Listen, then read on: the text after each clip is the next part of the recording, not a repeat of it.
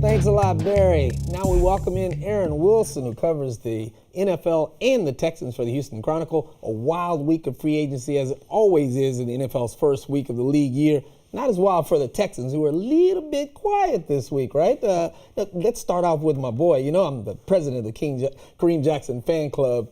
Why didn't they make an offer for him? They never made an offer for him, and they never even really had any inclination to make an offer. And I think what was really strange was they don't view him as a corner anymore. They think, even though he was their starting corner and they felt like that was fine for years, and he was a Pro Bowl alternate, they think he's a safety now, and that's where he should play for the remainder of his career. And that's fine. They need safeties, They didn't right? simultaneously negotiate with him and Tyrann Mathieu, who they got outbid by the Kansas City Chiefs. He signs for $42 million.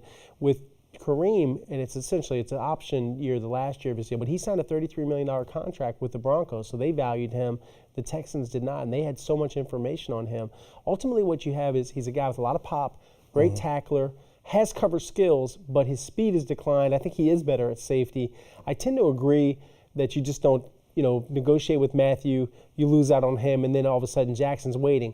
Jackson hasn't been feeling the love for weeks, and he knew he was going to be out of here, so that was the indication. Yeah, if you don't even talk to a guy, you're letting him know that you're not interested. Absolutely over. So they had made a football decision that it wasn't about money, it was a football decision. Well, like you said, they went after Tyrann Mathieu and put all their eggs in that basket in a general sense and lost out. Yes. How big of a loss is he for the defense? It's a big loss because he was an excellent tackler. He's a very versatile player. He lined up all over the place. He even played linebacker. He played corner. He played in the slot. He did so many things. But he also struggled against tight ends, and that's something that fundamentally is a problem for him because of his lack of size. And I think if you don't use him in a way where he's, basically in a tackling mode and you have someone else to help you with those taller players, then his value goes down. But the Chiefs viewed it differently, and they outbid the Texans by about $3 million per year. The Texans were at about 11. He got $14 million a year. They did replace him, though. I know. Yeah, they did replace him. A lot of newcomers coming in. Talk about those guys. Is this secondary? Did it get better this week, or did it get worse? In some ways better, in some ways worse. It's complicated because when you look at Tayshaun Gibson, like the center fielder. Correct answer I'll explain. So Gibson intercepts more passes than Honey Badger, is taller and is more of a center fielder, and did really well against Rob Gronkowski and Zach Ertz, two players the Texans could not stop with Mathieu. And last year, he actually shut those guys down.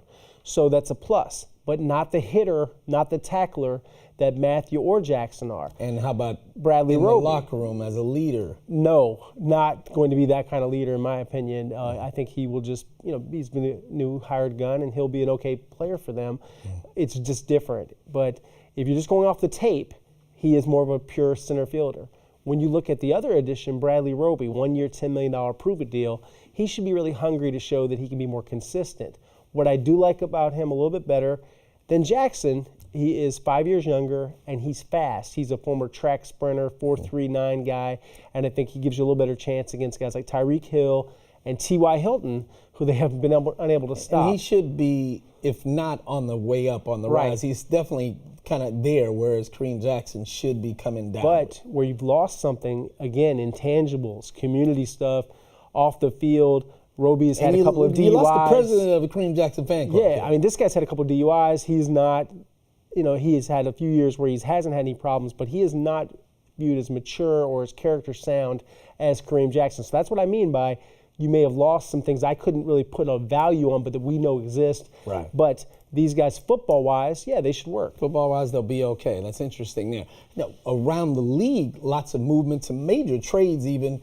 Tell us, in first week of free agency, the teams that won or lost. Big winners are the Cleveland Browns. To pick up Odell Beckham Jr., to not give up that much in return.